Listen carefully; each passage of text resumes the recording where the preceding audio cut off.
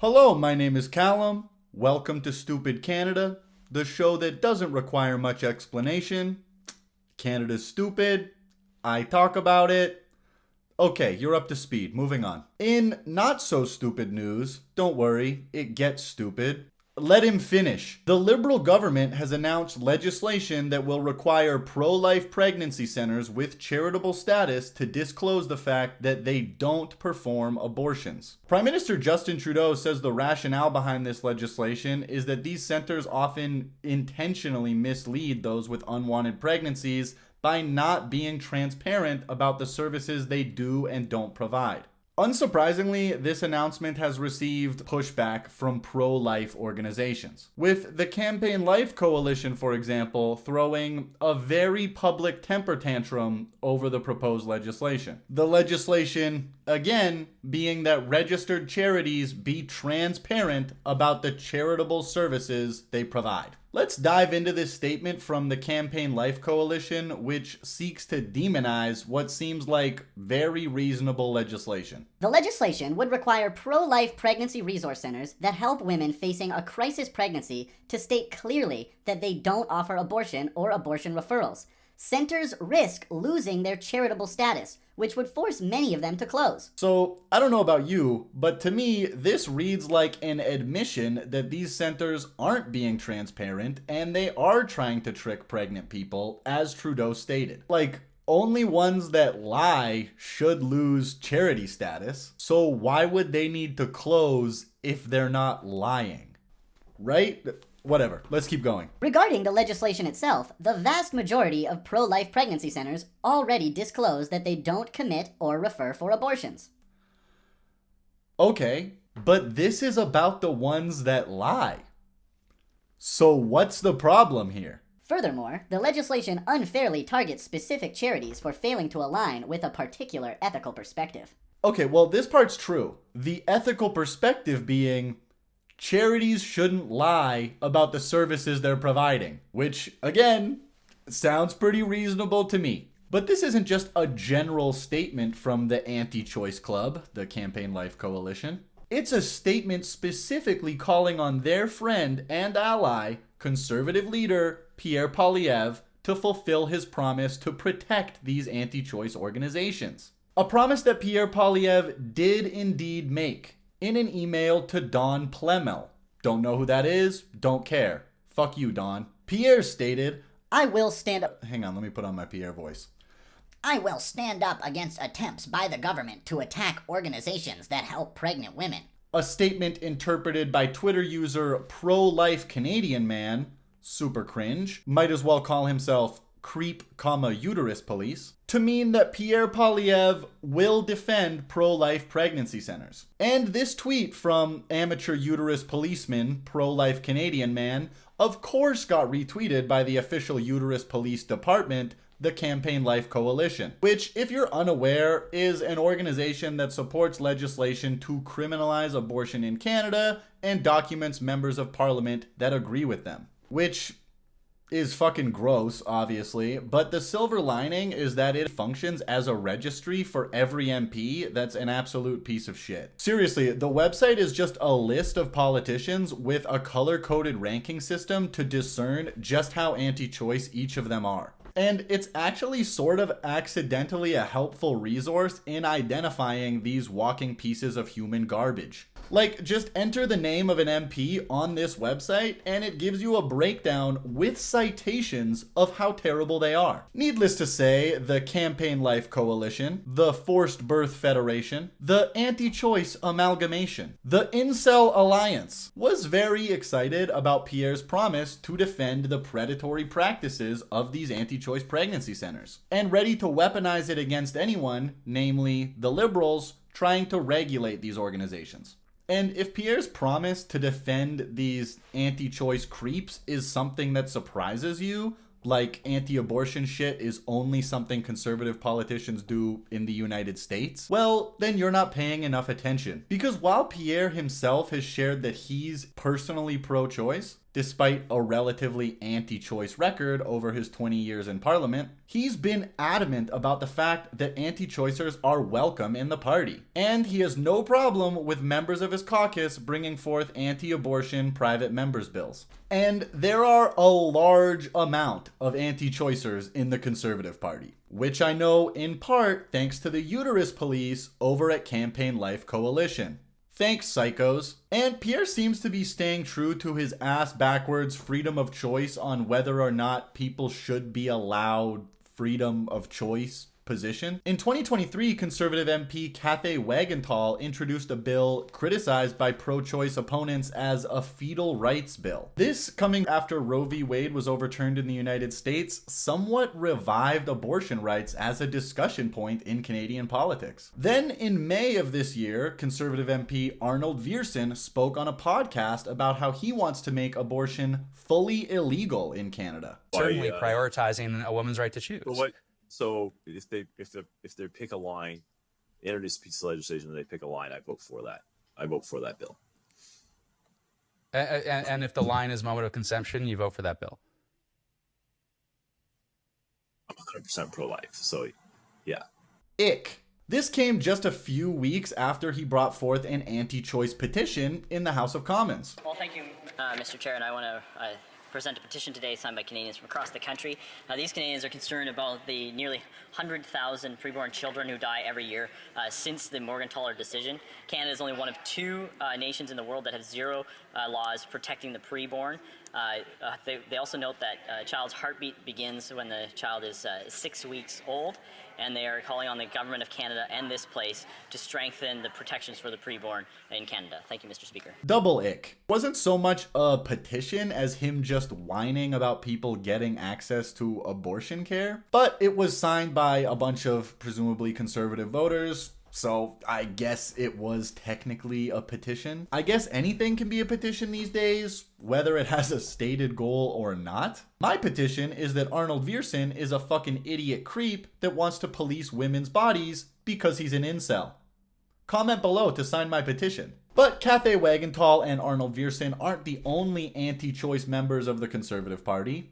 Far from it. In fact, Conservatives voting unanimously in favor of Cathay Wagenthal's fetal rights bill made it clear there's not a single Conservative MP in Canada, according to the Abortion Rights Coalition of Canada. Not to be confused with the Campaign Life Coalition of Canada, which is basically the opposite. Liberal MP Karina Gold actually spoke on this recently and evidently got these two organizations mixed up. We've already seen women's rights move backwards in the United States. There are many states in the United States that have taken away a woman's right to choose, taken away a woman's right to access health care and her right to an abortion. And in Canada, we should not be ignorant to the fact that that is exactly what many members of the Conservative Party of Canada want to do here. In fact, the Campaign Life Coalition has stated that there is not a single MP that is pro-choice in the Conservative Party of Canada. So not for a minute should we expect that that's not something that could happen here in Canada, and we should be alive to that fact and be standing up for women's rights. And the Campaign Life Coalition was apparently offended by this, stating, Liberal MP Karina Gold, leader of the government in the House of Commons, spread misinformation about the Campaign Life Coalition in a recent interview. Her exact words: the Campaign Life Coalition has stated that there is not a single MP that is pro-choice in the Conservative Party of Canada. The fact is that only 40 MPs are rated by us as pro-life. We call on Miss Gold to retract her statement and apologize for spreading misinformation. And to me, this is a weird hill to die on. All of you guys are weird anti-choice creeps. No, only the vast majority of us are weird anti-choice creeps. Fuck you. And while pro-life stances have been a fringe but consistent part of Canadian politics for a long time, they seem to be picking up more steam lately in direct relation to the US overturning Roe v. Wade. Something the previously mentioned MP Arnold Viersen celebrated in a vlog that he filmed in a parking lot. This is something that I know that many people have been praying for a very long time for the overturn of Roe versus Wade. The pro-life movement in the United States has been working hard on this for generations, and it feels so good to have a win. Triple ick. Typical incel behavior here, by the way. Like super normal stuff from the Conservative Party. So evidently, due to the overturning of Roe v. Wade, anti-abortion politics are back on the table, not just in the United States, but in Canada too. If you're unaware, the overturning of the Supreme Court decision Roe v. Wade, accomplished in large part due to the Supreme Court appointees of President-elect Donald Trump, oh my god, I hate that sequence of words so much, removes federal restrictions on abortion, making it a states' rights issue. And America, being so influential globally, but also the only country in our sphere of influence, does a lot to drive the political discourse in Canada. Their Overton window shifts to the right, ours quickly follows.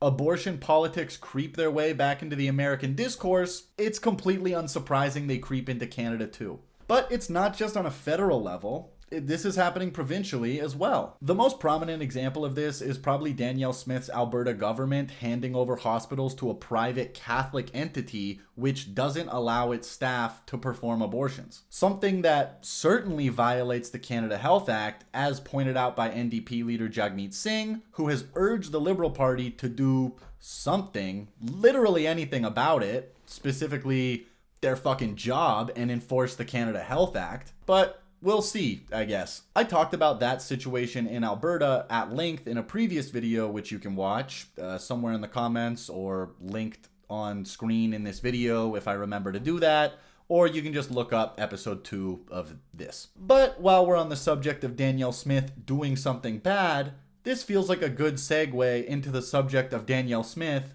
doing something bad. Because next up, we got Danielle Smith doubling down on her proposed solutions for the most important issue Alberta is currently facing. Before we get into it, let's see if you guys can guess what it is, just for funsies. Is it the lack of infrastructure funding? The quote, disastrous model of education funding? Perhaps the rising cost of living? The rising unemployment rate?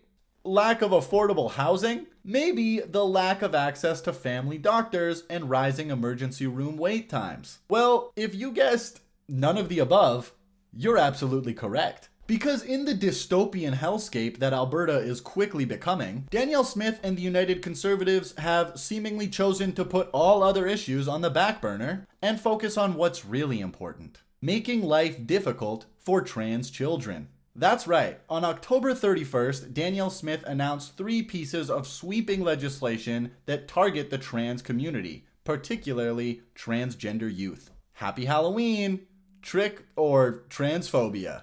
And I mean, this only makes sense. Like, why the fuck would our elected officials spend any time or resources on improving the quality of life of all Albertans when they could be spending it worsening the quality of life for 2S LGBTQ+ children?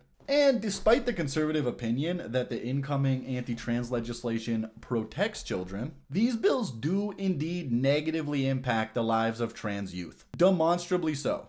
And it doesn't have to be investigated much further than just looking at the places that similar laws have already been implemented. Because of course, none of Danielle Smith's ideas are original to Danielle Smith or the United Conservative Party. That's right. In true Canadian conservative fashion of copying everything American conservatives do, these ideas are pulled directly from the worst, most backwoods conservative states in the US. Alberta is often thought of as the Texas of Canada, but I guess Danielle Smith wants it to be Canada's Idaho, Wyoming, Oklahoma, Nebraska, Louisiana, Alabama, Texas, and Florida, all wrapped up into one shitty province. And all we have to do to understand how shitty these laws really are at protecting children, the stated goal of said laws, is assess the impacts of these laws in said states. First of all, they're banning trans women and girls from participating in sports in the form of the Fairness and Safety in Sport Act. This one doesn't strictly affect trans children, it also affects trans adults,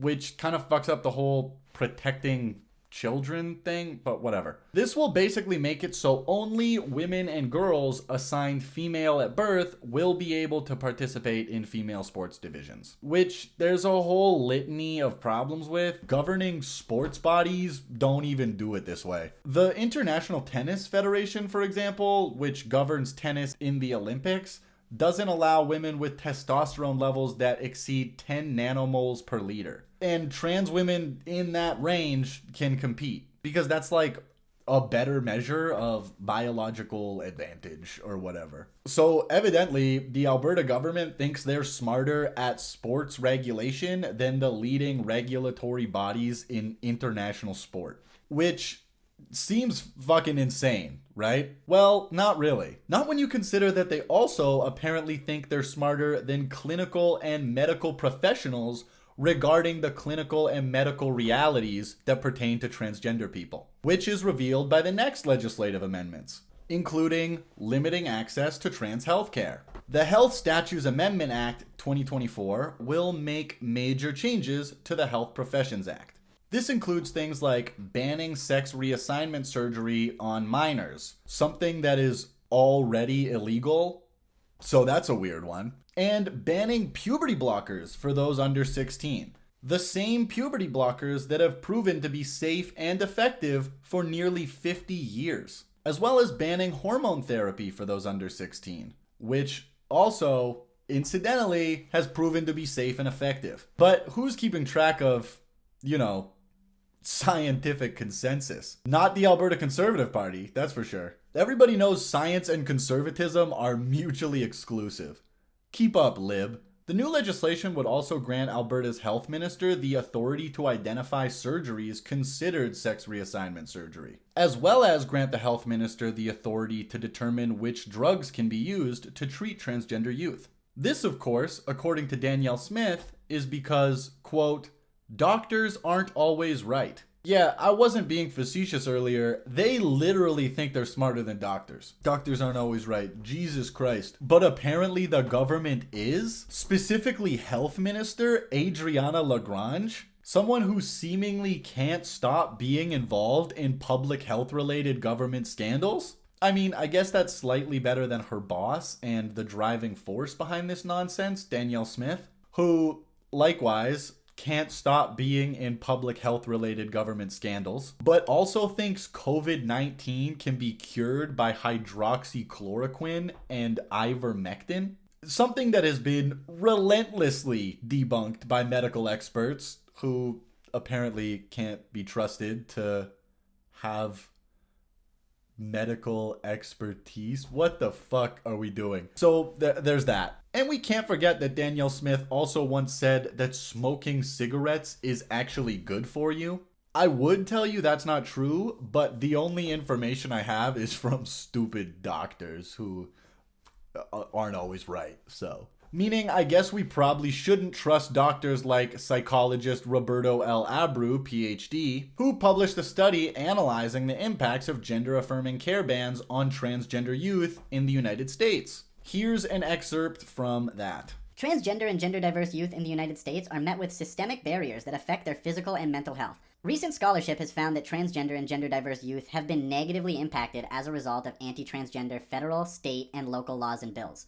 This study aimed to explore parental figures' perceptions of how bans on gender-affirming care affect their child.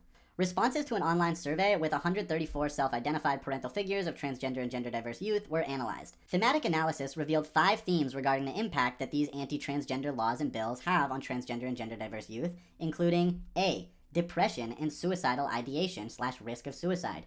B. Anxiety. C. Increased gender dysphoria. D. Decreased safety and increased stigma. And E. Lack of access to medical care. So, immediately, that sounds like the opposite of protecting children. The stated goal of these laws. Also included in forthcoming anti-trans laws is the Education Amendment Act. This amendment is essentially designed to make it harder for kids to use their preferred pronouns or names at school, which, again, is really fucking weird considering the amendment is crafted by someone who uses a different name than the one she was given at birth. But everyone respects Danielle Smith more than Danielle Smith respects Alberta's children, and willingly calls her by her preferred name instead of her birth name, Marlena Smith. But I digress. The bill includes new rules like requirements that parents be notified if a student under 16 years old requests to use a different name or pronoun at school. along with a requirement that teachers not use that preferred name or pronoun until a parent has given express consent to do so.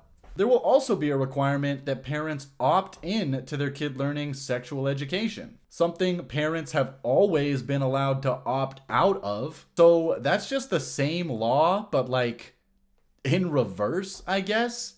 So I don't know what that's all about. Additionally, sex ed course material will have to be approved by the education minister, a position formerly held by Health Minister Adriana Lagrange, who, again, can't stop being involved in public health related government scandals. So the fact that she could have been the final decision on what's taught in every health class in every school is kind of crazy. But don't worry, the new education minister is Demetrius Nicolaides, who hasn't been involved in any public health related scandals, only education related scandals. Wow, Danielle, you sure know how to pick them. Not to mention, he looks like the last person you'd want within 10 meters of a school, let alone being involved in any way, shape, or form in the sexual health curriculum of that school. I'm sure I don't need to explain that a lack of sex education leads to an increase in unsafe sex and unplanned pregnancy, something that is not only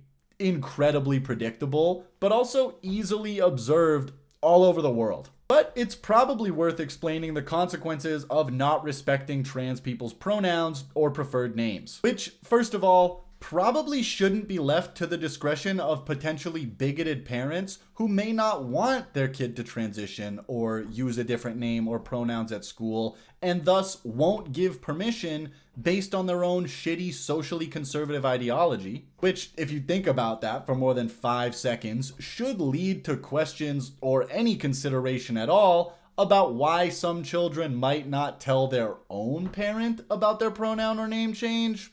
And it's probably because those kids believe their parent may be unsupportive of their transition, maybe even abusive, a reality that countless trans kids tragically face. So the fact that teachers will soon have to report pronoun and name changes to potentially abusive parents is fucking psychotic. On to the effects of not respecting preferred names and pronouns. WebMD lists gender dysphoria, depression, anxiety, and even increased suicide rates as a result of not using the correct pronouns or dead naming trans people, which is when you use the former name of a trans person, which is usually a gendered name indicating the gender they are not. But this isn't just some abstract, potentially devastating thing. We don't have to believe the dumb idiot doctors that document this. Am I right, Danielle? Because like I said, we can just analyze the effects of these laws in the places that they've already been implemented. The Trevor Project has published studies indicating anti-trans laws in general have caused a 72% increase in suicide attempts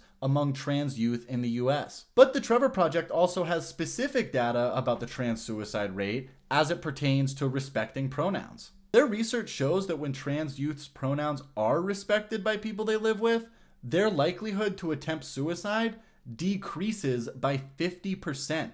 There's also good data on respecting trans people's identity in settings outside the home. The National Institute of Health published this study analyzing the impact of trans people's preferred names being respected in 4 contexts: at home, at work, with friends, and of course, at school. The result of preferred names being respected in just one of these 4 contexts is an average 29% decrease in suicidal ideation and a 56% decrease in suicidal behavior. As far as pronouns, the Trevor Project notes a 13% decrease in suicide attempts when teachers respect children's pronouns. The data is clear. Misgendering and dead naming trans children leads to dead children. And this bill, the supposed Protect Children bill, literally requires teachers to misgender and dead name children, unless given express approval from a child's parents, potentially causing negative mental health effects and leading to death. People will die as a result of conservative policies. So no, this bill is not about protecting children in any way, shape, or form. It's about protecting and catering to the sensibilities of bigots, particularly bigoted parents, at the expense of children, which is made clear by the narrative surrounding parental rights. This is a phrase we've been hearing a lot more of lately, especially as it pertains to limiting what trans kids can and can't do. We hear it in the United States. We hear it from other premiers like Scott Moe, who recently passed similar laws under the Parents' Bill of Rights. We hear it, of course, from Alberta Premier Danielle Smith, and we hear it from the leader of the federal Conservative Party, Pierre Poilievre, who is admittedly aligned with Danielle Smith's anti-trans fascism. And even though these laws are passed with the thin veil of protecting children, when we break down what these laws are and what the impacts of them will be, it becomes blatantly obvious the parental rights angle is paramount to anything to do with the well-being of children. It's really parental rights instead of children's rights. But actually, I don't even think that's true. It's really just bigoted parents' rights over children's rights. Consider the law that seeks to take away trans healthcare from people under 16. What about parents who want their trans children to be able to access trans healthcare? Do they not have parental rights? I guess not. So it's really not actually about protecting kids or about protecting parental rights. It's literally just about hurting the trans community. And it's part of a well-coordinated conservative global attack on the 2S LGBTQ+ community. And with the rise of shit like this, it seems clear that social conservatism is back in a big fucking way. Gone are the days that conservatives pretend that all they care about is money and the economy and surpluses and blah, blah, blah, blah, blah. They are fully mask off socially conservative, seemingly at the expense of fiscal conservatism. I mean, why would Danielle Smith's supposedly fiscal conservative anti-tax government put so much focus into trans kids when they could focus on, fiscal conservatism? Like, Danielle Smith campaigned on lowering the tax rate, then never lowered the tax rate, and suddenly stopped talking about it entirely, and now she wants to use tax money to attack trans kids. And yes, implementing these laws will cost money. Probably a lot. First of all, just spending any time on them at all costs money. For every moment they waste drafting legislation and talking about this stupid, provably ineffective and harmful bullshit in Parliament, they're wasting taxpayer money. And that's before accounting for all the people that will leave Alberta due to these anti-trans laws because they want to protect themselves and their kids. It may not be a mass exodus, but people will leave. And with Alberta spending so much on these Alberta is calling advertisements trying to get people to move here, any people fleeing due to shitty policy is a loss. We'll lose talent, we'll lose skilled workers, and we'll lose money. And lastly, to really drive home the point that these socially conservative psychos don't give a flying fuck about the economy, consider the amount of money that will be spent in court defending these anti-trans laws. Trans advocate groups will sue the government for violating their civil rights, for violating their human rights, for violating the Canada Health Act, for whatever the fuck they possibly can sue them for in response to these very shitty, very hateful laws. Some have already announced their plans to do so.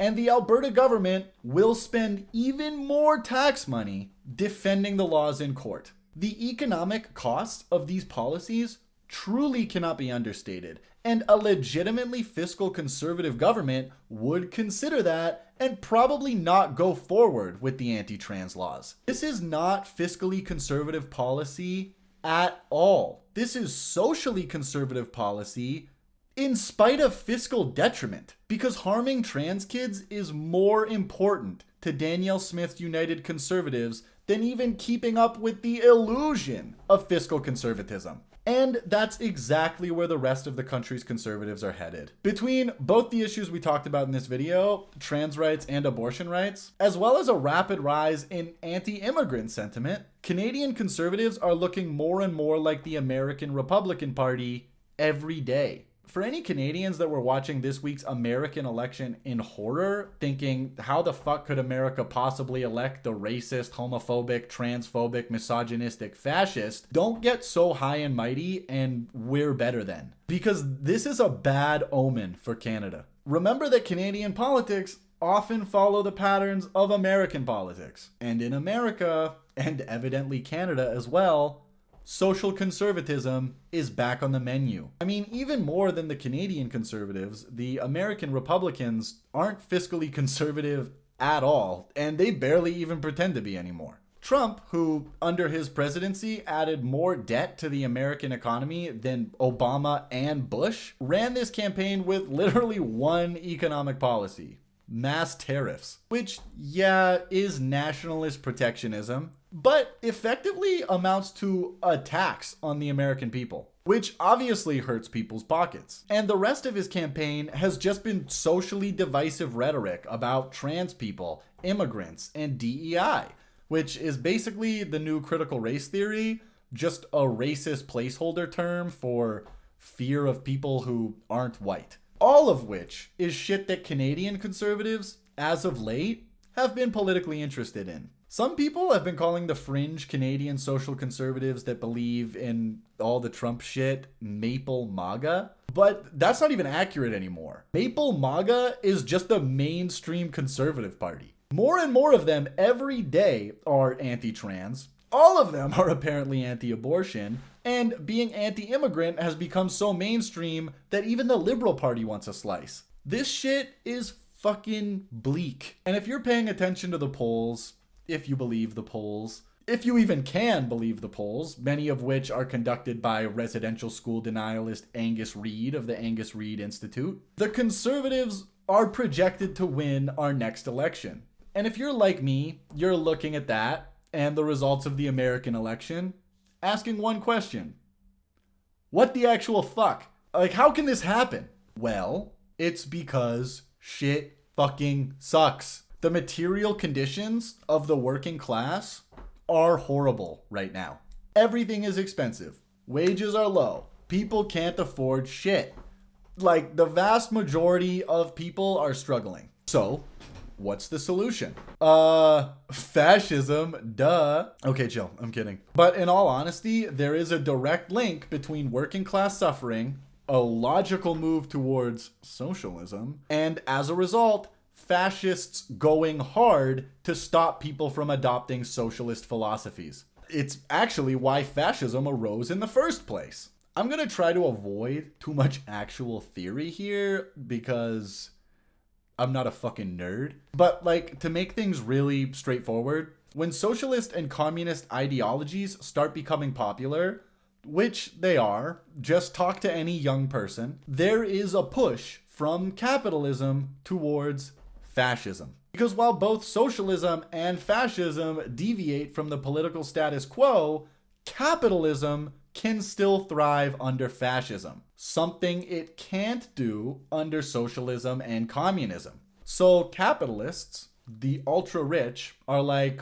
well, let's prop up fascism, because at least then we can still keep exploiting people and making money. Maintaining capitalism means the continued exploitation of the working class, which means more money for the corporate system. And in the past decade or so, people have sort of kind of started waking up to the fact that we're all just constantly getting fucked by corporations and getting tricked into competing for resources when there's more than enough to go around. Or at least there would be if the corporate oligarchs in charge of everything weren't siphoning resources from the bottom up to fund their outrageously lavish lifestyles. If you recall, about 10 years ago, the Democratic Party in the US had a socialist gaining political traction: Bernie Sanders. And since then, the push for socialism in Canada and the US, particularly among young people, has only gotten stronger. Which means the push for fascism has to get stronger too. Something we see certainly in the politics of Donald Trump in the form of ultranationalism, militarism, and most notably, the forcible oppression and scapegoating of minority groups. Trans folks, immigrants, people of color, women. All issues, again, being quickly adopted in Canadian politics as well. which is a go-to fascist strategy because when socialists blame capitalists for shitty material conditions of the working class, and people start being convinced by that, capitalists need to blame someone else. You aren't economically suffering because of wage stagnation and poor workers' rights enforced by capitalist lobbyists. You're economically suffering because immigrants are coming over and taking all your jobs. You aren't being overtaxed to help pay for corporate welfare in the form of subsidies and tax breaks for the ultra-wealthy. You're being overtaxed to help pay for refugees, gender-affirming healthcare, DEI, and somehow this actually fucking works, particularly with working class people who are honestly just struggling and looking for someone to blame. And when the alternative party is offering nothing except more of the same status quo bullshit, the scapegoating is appealing, clearly. And that makes sense. At least it's someone to blame. It's someone's fault. It has to be. So what's the solution here? Well, to the left, and when I say the left, I'm not talking about the liberals. This is your guys' fault too. I'm talking about the true economic left, the socialists. The answer is obvious. Socialism. We need a Bernie. We don't need a Biden or a Kamala or a Justin Trudeau. We need a Bernie. We need legitimate social representation. Someone who will speak truth to power. The actual power that is making life harder for Canadians and Americans alike. Corporate interest. And call me crazy, but I'm pretty sure to oppose the interests of billionaires, we need someone who's like the opposite of the fucking billionaire being championed by other billionaires. In Canada, we actually have potential alternatives to the liberal conservative capitalism alliance. This alternative used to be the NDP, the party that got us universal healthcare in spite of universal pushback from a previously privatized system, back when an actual socialist ran the party. A socialist running the Socialist Party. Imagine that. What a fucking concept. But since then, the party has been steadily cruising from the left towards the center, and honestly, abandoning its socialist roots. Today, credit where credit is due, I think Jagmeet Singh actually has some pretty good, pretty socialist policies. Universal dental, universal pharmacare, universal basic income. But the way the modern NDP is inextricably tied to the Liberal Party, and thus liberalism instead of socialism, is an unignorable hurdle. I think ending the supply and confidence agreement and becoming a lot more critical of the Liberal government in the past few months is a step in the right direction, but they need to go harder. The NDP needs to be an unapologetically socialist party ready to counter conservative populism with hardcore left-wing populism, which many, including myself, fear will not be the case. If the Liberals perform as poorly in the next election as they're expected to, the NDP could easily slide into the centrist spot the Liberals currently hold, be a status quo opposition, and destroy all hope for true socialist representation in Canada. And I pray to whatever God may be listening that that doesn't happen. Dear Tommy Douglas, do you hear me? It's Callum. Because if that does happen, we're really fucked. Because again, capitalism, when socialism is the answer, breeds fascism. That's just the way it is. That's exactly what happened during the initial rise of fascism in 20th century Europe. One guy with a cool mustache said, "Hey guys, what about socialism?" And another guy with about 25% of the same mustache said, "No fucking way. How about fascism, but we call it socialism to appeal to the working class socialists that are fed up with all this capitalism. That way we can maintain capitalism, but repackage it as something different for all these people that are waking up to the fact that this whole system fucking sucks. And then we'll just blame some minority group for the whole thing." And that's exactly what's happening now. One old bald white man said, "Hey guys, how about we deviate from the status quo and move to socialism so we can do less capitalism?" And a less cool old bald white man said, "No fucking way. How about we deviate from the political status quo but move to fascism so we can maintain the system of capitalism? And also, we'll blame some minority group for the whole thing." And when that happens, the opposing party putting up a pro-status quo candidate offering more of the same doesn't fucking work. It will never work. We need unapologetic socialism, and we need it bad. Without it, fascism is honestly just inevitable at this point. The people need a change, and the change will come. The question is simply, what change will come, and who will benefit? Thank you guys for watching. If you like my videos, please consider subscribing to my Patreon and supporting the creation of them, like these very fine people, some of which are still subscribed, others have maybe decided to take a break, and others maybe just decided they don't want anything to do with it anymore, and that's cool too. In any case, thank you so much for the support.